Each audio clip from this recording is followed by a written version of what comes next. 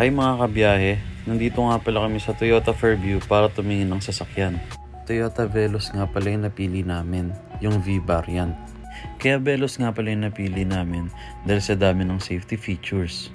Kaya pwede to sa newbie katulad ko.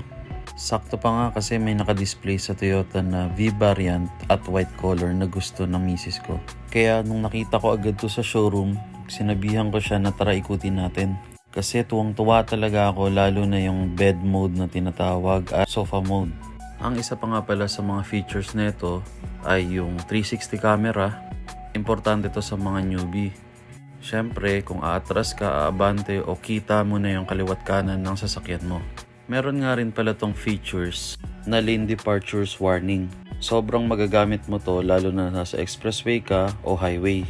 Lalo na kung hindi mo namamalayan na na-out of lane ka. Mag-a-alarm siya at i-assist ka niya pabalik sa lane mo. Isa pa nga sa mga best features niya ay yung anti-collision. Very important to nowadays. Kasi may mga pagkakataong hindi mo inaasahan na may biglang hihinto sa harap mo, kusa siyang mag-brake. Kaya sobrang excited talaga namin nung malapit na namin makuha yung unit.